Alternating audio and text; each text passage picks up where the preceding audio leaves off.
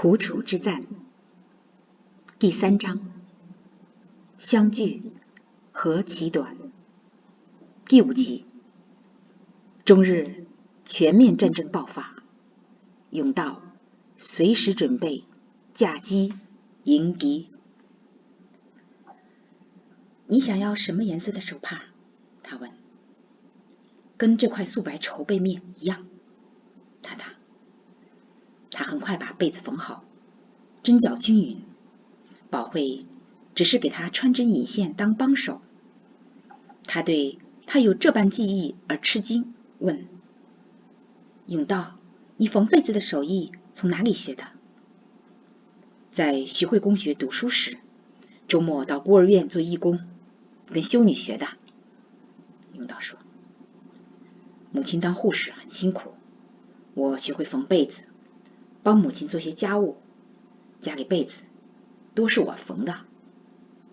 以后咱俩的被子都让我缝，你穿针引线就行。甬道说。他看着他，心里被亲情、爱情、感恩充满。他从未指望过未来丈夫帮他做针线活，眼前一幕使他感到幸福，幸福的无以言表。他双手轻轻拿起甬道带着铜顶针的手放在他脸颊，顶针冰冷，也令他感到温暖。他正要抽回手，接着缝剩下的几针，他说：用，我帮你剪剪指甲。他右手拿指甲剪，左手托起他的手指，专注为他剪指甲。慧，你这把指甲剪是新式武器，他说。这是我从美国带来的，刚到美国那年，教会一位老妈妈送我指甲剪做生日礼物。他一边剪一边说。让我试试，他说。宝慧把指甲剪给他。真的挺好用，他说。用，你若喜欢就带走吧，他说。你留着吧，指甲长了让你帮我剪，他说。被子缝好了，他说。慧，检查一下，看合不合格，不满意我重缝。徐教官干的活通通免检，他笑着说。慧，这床被子你盖着会感觉特别暖和，他说。为什么？他问。我的热能随一针一线缝在被里。甬道答。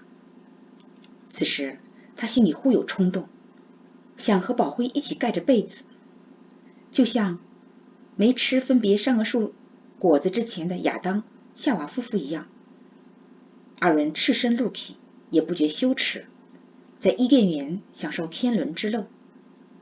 但他内心很快斥责这念想，他真是他要保护他的圣洁。等不到12个月，圣诞节时，若他还活着，就与他完婚。到什么时候做什么事，凡事各按其时，才能成为美好。他注意到他情绪变化，他宁愿他上战场前成婚，不必等到圣诞节。他知道他的心思，他怕上战场后再也回不来。他不想让他刚成新娘就当寡妇。勇，你今天一定要回航校吗？他问。是的，他答。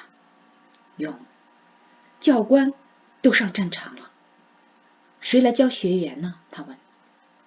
会，中国空军没有多少飞机，真和日军打起来，现有的空军力量很快被消耗，难以在短时期内补充。关键时刻，教官不得不架教练机和日军拼命。以后可以请外国教官训练新学员，他说。听了这话，他又哭了，好像他已架机升空，正与日军厮杀。他本想趁难得的闲暇，在战火烧起来之前陪他几天，给他一点暗示，让他有心理准备。他心里很清楚，战争已在门口，未来无法估计，唯有让他心灵强健，勇敢向前，才能抵抗苦难。他想让他知道，患难时胆怯悲伤只会消耗能量。他想趁战争开始前坚固他的信心，多爱他几分。会，他知道他该起身向他告别了。养兵千日，用兵一时。作为军人、教官、飞行员，国难当头，他除了义无反顾上战场，别无选择。他搂着他，用手帕为他擦眼泪。二人都没说话。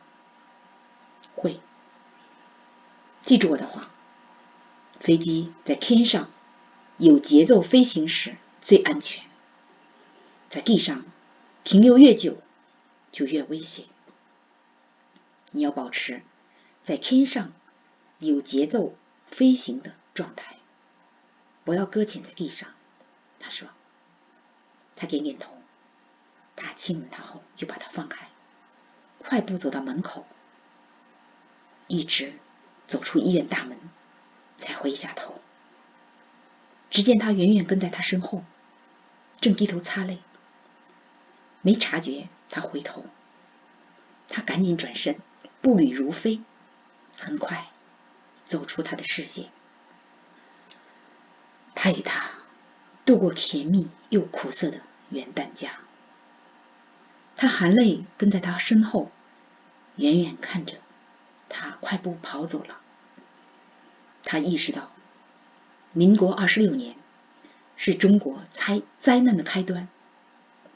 灾难如同病患，发病之前，病虽早已潜伏多年，症状虽若隐若现，只是时间未到，还没有发展到溃烂剧痛地步。国难来前，早有隐患，就如发病一般，只在时间。庚子拳乱平息后，诸国列强觊觎从中国割地，唯有美国向清政府提出门户开放、领土完整、机会均等原则，阻止日本在中国扩张。但清朝执政者错失与美国平等合作时机，错过使中国走出闭关锁国、愚昧落后的机会。孙中山领导辛亥革命，推翻清朝，建立民国时，严保会来到人间不足3个月，从出生到现在，他看到的中国一直在混沌状态，军阀四起，火拼厮杀，国民党内部派系争斗，共产党与国民党和合纷纷，西方列强按条约在中国租地，各国派兵在华管理势力范围。他从美国留学回国时发现，取代清朝的民国依旧重复几千年王侯将相宁有种乎，吾亦可取而代之矣的轮流坐庄。中国民众惯性把对现实的失望寄托于新朝并新皇的兴起，而不是致力于公平公义制度的创立。变革者夺取地位后，又开始走向腐败衰落，改朝换代，恶性循环。在美国生活6年的他，回国后再看中国，才明白自己的国家只是表面有南京国民政府坐镇中央，实权仍分散在地方军阀手上。中国不算是统一国家。徐永道与严保会元旦相聚杭州，流泪告别。从笕桥中央航校一回去，他马上就进入战时训练状态，不再有规律周末休假。他只是趁带学员到西湖附近训练的机会，顺便路过广爱医院时看他几次，都是见势突然，别时匆匆。每次看他，他都带些在航校小卖部买的美国巧克力和饼干。7月中旬后，他没来看过他。有件大事发生了。7月7日，北平附近发生卢沟桥事变，中日全面战争爆发了。